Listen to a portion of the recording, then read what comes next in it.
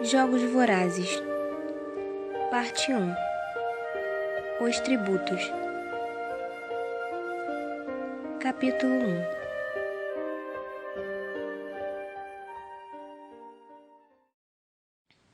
Quando acordo, o outro lado da cama está frio. Meus dedos se esticam à procura do calor de Prim, mas só encontram a cobertura áspera do colchão. Ela deve ter tido sonhos ruins e pulou para a cama de nossa mãe. É claro que foi isso. Hoje é o dia da colheita. Eu me apoio sobre o cotovelo. Há luz suficiente no quarto para que eu possa enxergá-las. Minha irmãzinha, Prim, encolhida, junto ao corpo de minha mãe, suas bochechas coladas. Dormindo, minha mãe parece mais jovem, ainda um pouco acabada, mas não inteiramente arrasada. O rosto de Prim é tão fresco quanto uma gota de chuva, tão adorável quanto a flor que lhe deu o nome. Minha mãe também já foi muito bonita. Pelo menos é o que se diz. Sentado aos pés de Prim, vigiando-a, está o gato mais feio do mundo. Nariz esmagado, metade de uma orelha arrancada, olhos da cor de abóbora podre. Prim o chama de Buttercup, insistindo que a coloração amarelada de seu pelo combina com a da flor de mesmo nome. Ele me odeia, ou pelo menos desconfia de mim. Apesar de já ter se passado muito tempo, acho que ele ainda se lembra de como tentei afogá-lo num balde quando Prim o trouxe para casa. Gatinho raquítico, com a barriga inchada por causa dos vermes e cheio de pulgas. A última coisa que eu precisava era outra boca para alimentar. Mas Prim implorou tanto, até chorou, que fui obrigada a deixá-lo ficar. No fim, deu tudo certo. Minha mãe o livrou dos vermes e ele se provou um excelente caçador de ratos. De vez em quando, pega até alguma ratazana. Às vezes, quando acabo de limpar uma caça, dou as entranhas a Buttercup. Ele parou de chiar para mim. Entranhas. Fim dos chiados. Isso é o mais próximo de amor que conseguiremos atingir. Jogo as pernas para fora da cama e deslizo-as para dentro de minhas botas de caça. Couro maleável, que se amoldou aos meus pés. Visto as calças, uma camisa, enfio minhas longas tranças pretas em um cap e pego minha mochila de provisões. Sobre a mesa, debaixo de uma tigela de madeira para protegê-lo de ratos e gatos vorazes, está um perfeito queijo de cabra, enrolado em folhas de manjericão. O presente de Prim para mim, no dia da colheita. Coloco cuidadosamente o queijo em meu bolso e saio. A parte em que vivemos no Distrito 12, apelidada de Costura, nesta hora do dia, está normalmente apinhada de mineiros, se dirigindo ao turno matinal. Homens e mulheres, com os ombros caídos e as juntas inchadas, muitos dos quais há tempo desistiram de limpar a fuligem negra de suas unhas quebradas e de apagar as profundas rugas de seus rostos. Hoje, porém, as ruas cinzentas de carvão estão vazias. As persianas das casas baixas e escurecidas estão fechadas. A colheita só começa às 2. Pode dormir mais um pouco, se você conseguir. Nossa casa fica quase no limite da costura. Eu só preciso passar por alguns portões para alcançar o descampado miserável chamado Campina. Separando a Campina da floresta, na verdade, circundando todo o Distrito 12, encontra-se uma cerca alta de arame farpado. Teoricamente, ela deveria estar eletrificada 24 horas por dia, para afugentar os predadores que vivem na floresta. Bandos de cães selvagens, pumas solitários, ursos, que costumavam ameaçar nossas ruas.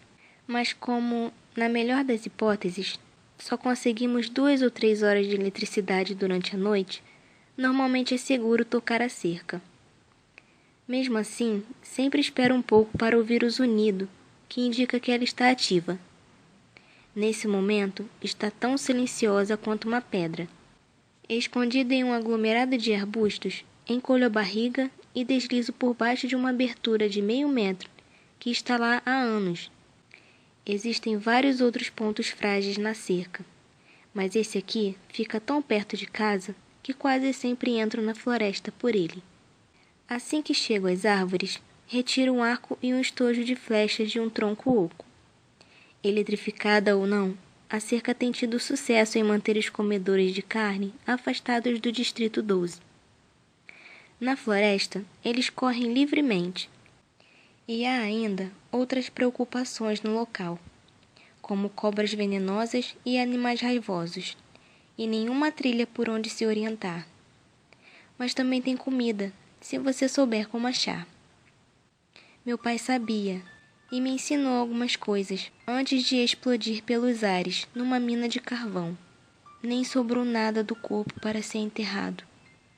Eu tinha 11 anos.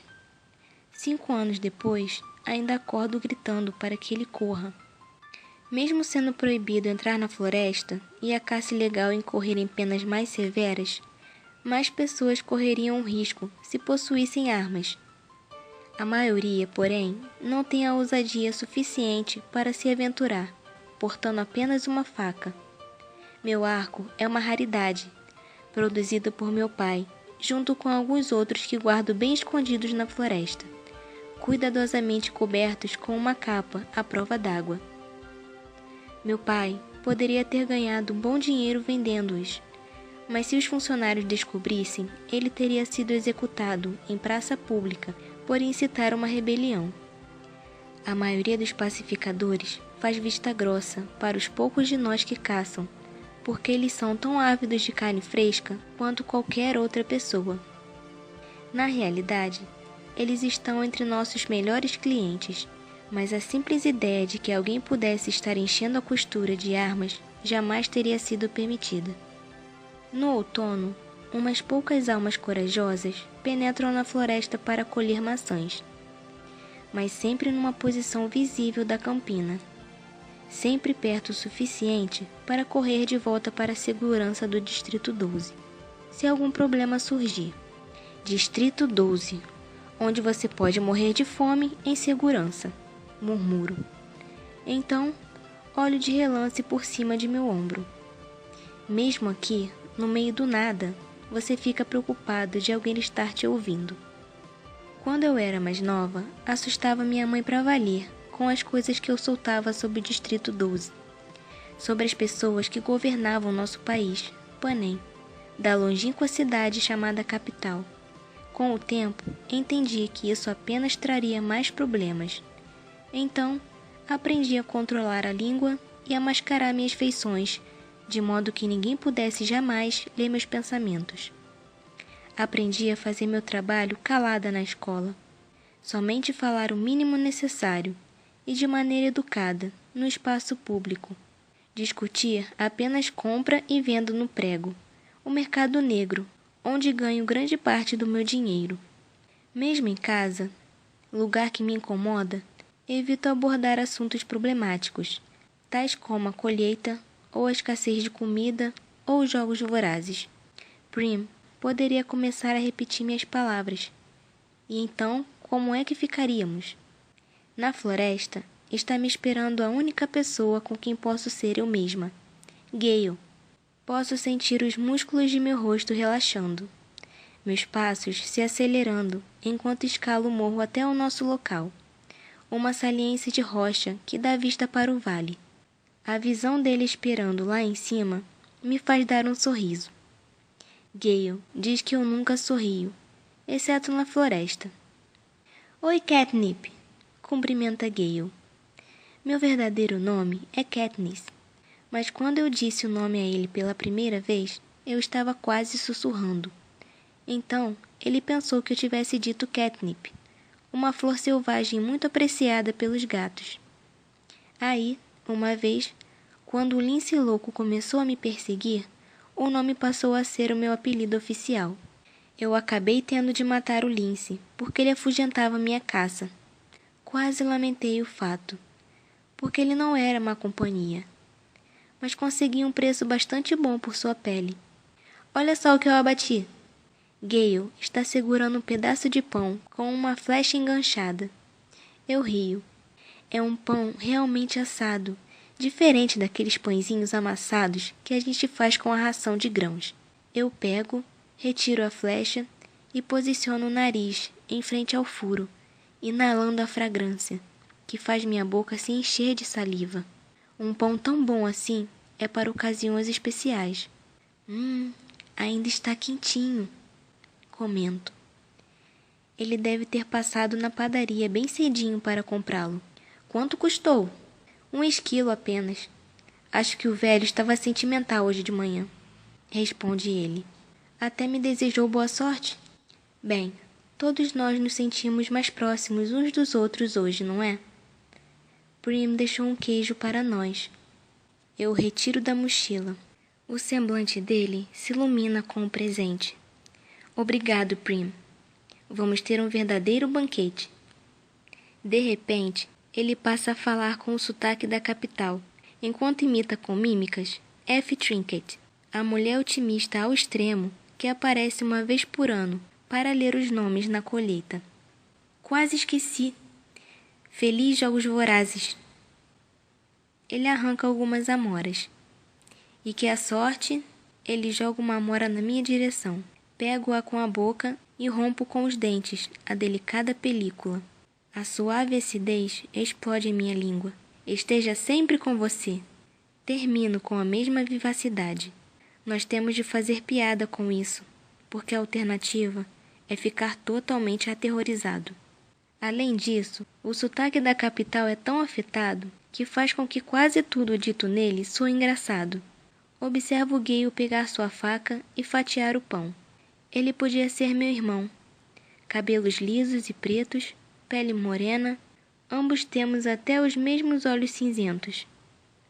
Mas não somos parentes, pelo menos próximos. A maioria das famílias que trabalham nas minas se parecem umas com as outras. É por isso que minha mãe e Prim, com seus cabelos louros e olhos azuis, sempre parecem deslocadas. Elas estão. Os parentes de minha mãe faziam parte de uma pequena classe de mercadores que abastecia os funcionários, os pacificadores e ocasionais clientes da costura. Eles tinham uma loja de botica na parte mais simpática do Distrito 12. Como quase ninguém tem condições de pagar um médico, os boticários são nossos curandeiros. Meu pai conheceu minha mãe porque, às vezes, coletava ervas medicinais em suas calçadas e as vendia para sua loja, para que fossem posteriormente transformadas em remédios. Ela disse ter realmente se apaixonado por ele, já que abandonou sua casa para morar na costura. Tento me lembrar disso, quando tudo que consigo enxergar é a mulher que fica lá sentada, muda e inalcançável, enquanto suas filhas viram pele e osso. Tento perdoá-la por causa de meu pai, mas honestamente não sou do tipo que perdoa. Gale espalha as fatias de pão com um macio queijo de cabra, cuidadosamente, colocando uma folha de manjericão em cada uma, enquanto colho amoras. Nós nos recostamos em um canto das rochas. Desse local, somos invisíveis, mas temos uma visão bem nítida do vale, que está apinhado de vida devido ao verão. Vegetais a serem colhidos, raízes a serem desenterradas, peixes iridescentes à luz do sol. O dia está glorioso, com um céu azul e uma suave brisa. A comida está maravilhosa, com o queijo de cabra derretendo sobre o pão quente e as amoras se desfazendo em nossa boca. Tudo seria perfeito se hoje fosse realmente um feriado. Se esse dia de folga significasse poder vagar pelas montanhas com Gale, em busca de caça para a ceia. Em vez disso, nós teremos de estar em pé na praça, às 2 da tarde, esperando os nomes serem anunciados. A gente teria como fazer isso, sabe? Diz Gale, calmamente. O quê? Pergunto. Sair do distrito, fugir daqui, viver na floresta. Você e eu. A gente conseguiria, completa. Não sei como responder. A ideia é absurda demais. Se a gente não tivesse tantas crianças, acrescenta ele rapidamente. Elas não são nossas crianças, é claro, mas bem que poderiam ser. 2 irmãozinhos de Gale e uma irmã, Prim. E você pode colocar também nossas mães, porque como elas viveriam sem a gente? Quem alimentaria aquelas bocas que estão sempre pedindo mais? Com nós 2 caçando diariamente, haverá noites em que a caça terá de ser trocada por banha de porco, ou cadarços, ou lã. E noites em que teremos de dormir com nossos estômagos vazios. Eu jamais vou querer ter filhos, comento. Talvez eu tivesse, se eu não morasse aqui. Mas você mora, digo, irritada. Esquece isso, retruca ele. A conversa parece completamente fora de foco. Ir embora? Como eu poderia abandonar Prim, que é a única pessoa no mundo que tenho certeza de amar? E Gale é dedicado à família dele. Nós não podemos ir embora. Então, por que se incomodar falando sobre isso? E mesmo que a gente fosse embora, de onde veio essa história de ter filhos? Nunca houve nada romântico entre Gale e eu. Quando nos conhecemos, eu era uma magricela de 12 anos. E embora fosse apenas 2 anos mais velho do que eu, ele já parecia um homem. Demorou um bom tempo, até que pudéssemos ao menos nos considerar amigos. Até que parássemos de discutir todas as transações e começássemos a colaborar um com o outro. Além disso, caso deseje ter filhos, Gale não terá nenhuma dificuldade em encontrar uma esposa. Ele é bem apessoado, é suficientemente forte para trabalhar nas minas e ainda caça. A forma com que as garotas sussurram a seu respeito quando Gale chega na escola já indica que elas estão interessadas nele. Eu fico com ciúme, mas não pelo motivo que você está imaginando. Bons parceiros de caça são difíceis de encontrar. O que você quer fazer? Pergunto. Nós podemos caçar, pescar ou colher. Vamos pescar no lago. Nós podemos deixar as varas e fazer uma coleta na floresta. Pegar alguma coisa legal para hoje à noite. Diz ele. Hoje à noite. Depois da colheita, todos devem celebrar. E muitas pessoas o fazem, por alívio, porque suas crianças foram poupadas por mais um ano. Mas pelo menos 2 famílias deixarão suas persianas cerradas, trancarão suas portas e tentarão descobrir como sobreviverão às dolorosas semanas seguintes. Nós nos viramos bem. Os predadores nos ignoram nos dias em que presas mais fáceis e mais apetitosas aparecem em abundância.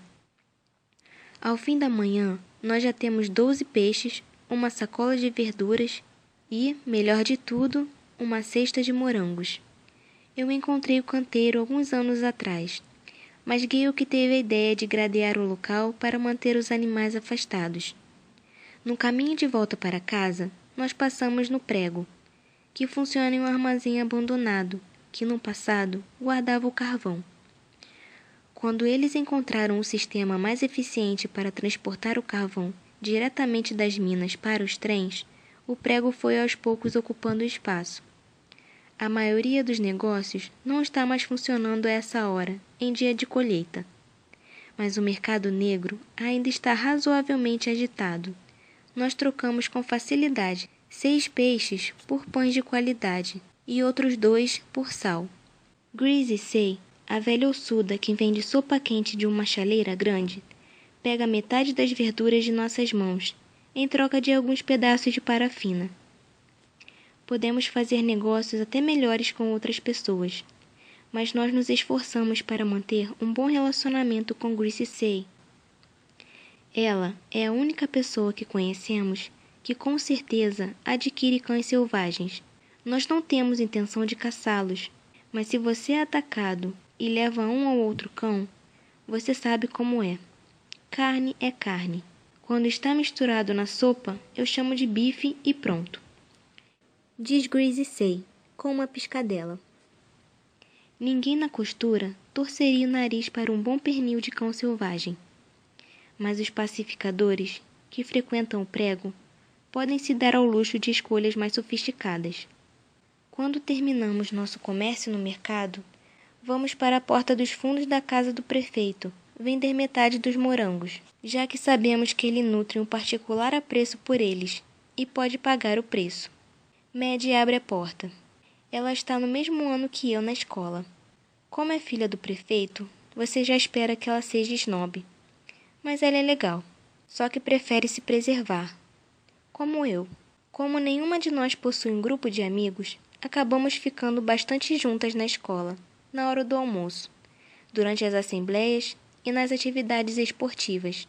Raramente trocamos algumas palavras, o que é bem conveniente para ambas. Hoje, ela trocou o uniforme pardo da escola por um caríssimo vestido branco, e seus cabelos louros estão presos com uma fita rosa. Roupas de colheita. Bonito vestido, elogia Gale. Maddie lança um olhar para ele, tentando ver se o elogio é sincero ou se ele está apenas sendo irônico. O vestido é bonito sim, mas ela jamais o usaria em circunstâncias normais. Ela junta os lábios e sorri. Bem, se eu acabar indo para a capital, vou querer estar com uma boa aparência, não é? Agora é a vez de Gale ficar confuso. Será que ela estava falando sério? Ou será que ela está fazendo pouco dele? Aposto na segunda opção. Você não vai para a capital, diz Gale friamente. Seus olhos aterrissam em um pequeno broche arredondado que enfeita o vestido dela. Ouro de verdade, magnificamente trabalhado. Poderia garantir o pão de uma família por meses e meses. Quantas vezes você se inscreveu? 5? Com 12 anos, eu já tinha me inscrito 6 vezes. Isso não é culpa dela, interrompo. Não, não é culpa de ninguém. As regras são assim e pronto, continua ele. O rosto de Maddie se fechou. Ela coloca o dinheiro dos morangos em minha mão. Boa sorte, Katniss. Para você também. Retribuo. E a porta se fecha. Caminhamos na direção da costura em silêncio. Não gosto do fato de Gale ter implicado com Maddie, mas ele tem razão, é claro. O sistema da colheita é injusto, com os pobres ficando com a pior parte. Você se torna elegível para a colheita no dia em que completa 12 anos. Nesse ano, seu nome é inscrito uma vez, aos 13, 2 vezes, e assim por diante, até você atingir a idade de 18 anos, o último ano elegível, quando seu nome aparece 7 vezes no sorteio. É assim que acontece para todos os cidadãos nos 12 distritos em todo o país de Panem. Mas aí vem a jogada. Digamos que você seja pobre e esteja passando fome, como nós estávamos. Você pode optar por adicionar seu nome mais vezes em troca de tesseras.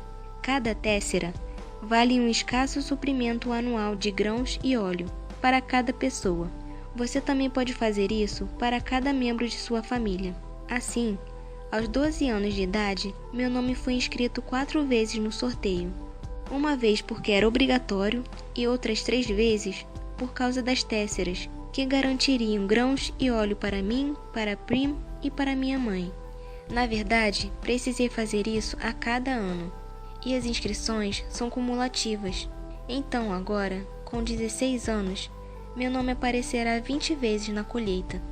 Gale, que tem 18, e tem ajudado ou alimentado sozinho uma família de 5 pessoas por 7 anos, aparecerá 42 vezes no sorteio. Dá para entender por que alguém como Maddie, que jamais necessitou de tesseras, pode irritá-lo. A chance de ela ser sorteada é muito pequena comparada a nós, que moramos na costura. Não é impossível, mas é pequena.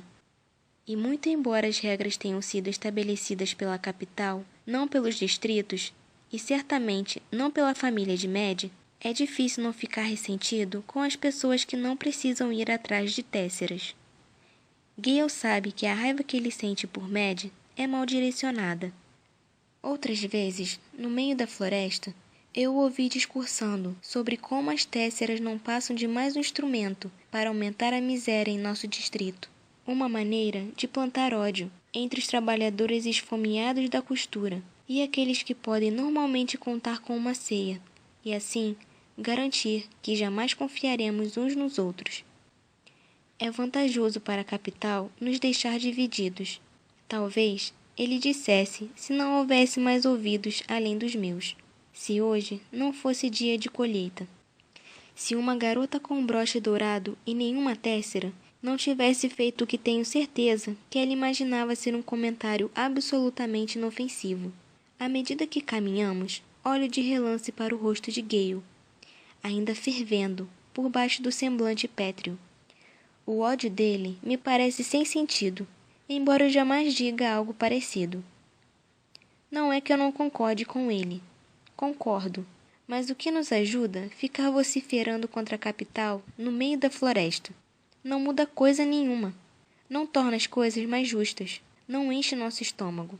Na verdade, acaba até assustando os animais que estamos caçando. Mas deixo ele berrar. Melhor ele berrar aqui na floresta do que no distrito. Gale e eu dividimos nossos despojos. 2 peixes, alguns pães de boa qualidade, verduras, uma porção de morangos, sal, parafina e um pouco de dinheiro para cada um. A gente se encontra na praça. Vê se veste alguma roupa bonita, diz ele, sem alterar a voz. Em casa, minha mãe e minha irmã estão prontas para sair. Minha mãe está usando um lindo vestido da época do Boticário. Prim está usando as roupas que usei pela primeira vez em um dia de colheita. Uma saia e uma blusa franzida. Estão um pouco grandes nela, mas minha mãe ajustou com alfinetes. Mesmo assim, ela está tendo alguns problemas em manter a blusa presa nas costas. Uma banheira de água quente me espera. Eu esfrego a sujeira e o suor, e até lavo o cabelo. Para minha surpresa, minha mãe separou para mim um de seus belos vestidos, de um azul bem suave e com sapatos combinando.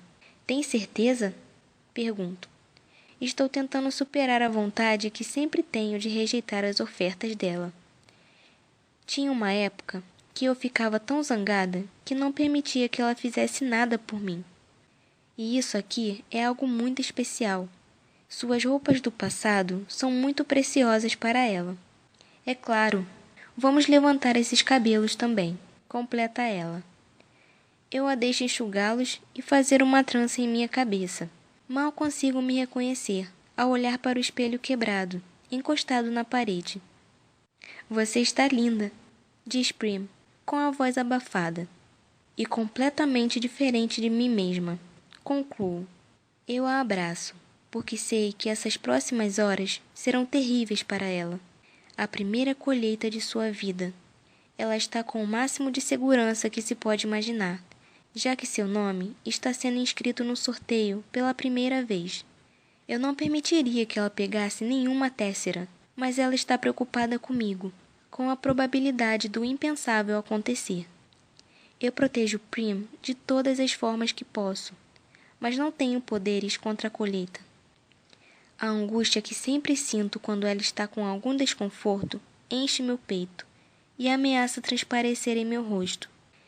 Reparo que a blusa dela escapou novamente da saia, na altura das costas, e me forço a manter a calma. Enfia a saia, patinho, digo, colocando a blusa de volta no lugar. Prim dá uma risadinha e faz quack, quack para você também. Sorrio levemente. O tipo de coisa que somente Prim consegue arrancar de mim. Vamos comer, convido, e dou um beijinho rápido na testa dela. O peixe e as verduras já estão cozinhando, mas serão para a ceia. Nós decidimos guardar os morangos e o pão assado para a refeição noturna, para fazer uma coisa especial, digamos assim. Então, tomamos leite da cabra de Prim, Lady, e comemos o pão rústico, feito com o grão adquirido com têssera, embora ninguém esteja exatamente com apetite. À 1 da tarde, partimos para a praça. A presença é obrigatória, a menos que você esteja à beira da morte. À noite, os funcionários aparecerão para verificar se esse é mesmo o caso, e se não for, você será preso. Na realidade, é muito ruim que a colheita seja na praça, um dos poucos locais do Distrito 12 que se pode chamar de agradável. A praça é cercada de lojas, e nos dias de feira, principalmente se o dia estiver bom, dá uma sensação de feriado. Mas hoje, apesar dos vitoriosos cartazes pendurados nos prédios, o que se tem é uma atmosfera de terror. As equipes de filmagem, empoleiradas como gaviões em cima dos telhados, apenas pioram a sensação. As pessoas formam fila para inscrição em silêncio. A colheita também é uma boa oportunidade para a capital manter a população sob vigilância. Os jovens entre 12 e 18 anos são arrebanhados em áreas separadas por cordas e assinaladas com as respectivas idades. Os mais velhos na frente e os jovens, como Prim, na parte de trás. Os familiares se alinham em torno do perímetro, segurando com firmeza as mãos uns dos outros. Mas há outros também que não possuem ninguém que estimam, correndo risco, ou que não se importam mais, mas se metem no meio da multidão para fazer apostas sobre 2 jovens cujos nomes serão lançados. Especulações são feitas sobre suas idades, se são da costura ou mercadores, se ficarão desesperados e começarão a chorar. A maioria se recusa a lidar com esses exploradores. Mas cuidado, muito cuidado. Essas mesmas pessoas, normalmente, são informantes. E quem é que nunca burlou a lei? Eu podia ser fuzilada diariamente por caçar, mas o apetite daqueles que estão no poder me protege. Nem todo mundo pode se dar a esse luxo. De qualquer modo, Gale e eu concordamos que entre morrer de fome e com um tiro na cabeça, a bala é bem mais rápida. O espaço fica mais apertado, mais claustrofóbico, à medida que as pessoas vão chegando. A praça é bem grande, mas não o suficiente para acomodar as 8.000 pessoas do Distrito 12. Os que chegam mais tarde são dirigidos às ruas adjacentes, onde poderão assistir ao evento nos telões, já que tudo é transmitido ao vivo para o país. Eu me encontro de pé, junto a um aglomerado de jovens de 16 anos da costura. Nós todos nos cumprimentamos de modo conciso e depois direcionamos nossa atenção para o palco temporário, que foi montado diante do edifício da Justiça. Podemos ver 3 cadeiras, um pódio e 2 grandes bolas de vidro, uma para os garotos e uma para as garotas. Eu miro as tirinhas de papel na bola das garotas. 20 delas estão com o nome Katniss Everdeen, escrito com uma caligrafia cuidadosa. 2 das 3 cadeiras são ocupadas pelo pai de Maddie, o prefeito Undersea, homem alto e calvo, e por F. Trinket, a representante do Distrito 12, recém-chegada da capital, e com seus assustadores dentes brancos, cabelos cor-de-rosa e um primaveril vestido verde. Eles murmuram um com o outro, e em seguida olham com preocupação para a cadeira vazia. Assim que o relógio da cidade dá as badaladas, indicando que são 2 da tarde, o prefeito sobe ao pódio e começa a leitura. É a mesma coisa todos os anos. Ele conta a história de Panem, o país que se ergueu das cinzas de um lugar que no passado foi chamado de América do Norte. Ele lista os desastres, as secas, as tempestades, os incêndios, a elevação no nível dos mares que engoliu uma grande parte de terra, a guerra brutal pelo pouco que havia restado. O resultado foi Panem, uma resplandecente capital de 13 distritos unidos, que trouxe paz e prosperidade a seus cidadãos. Então vieram os dias escuros, o levante dos distritos contra a capital. 12 foram derrotados, o 13º foi obliterado.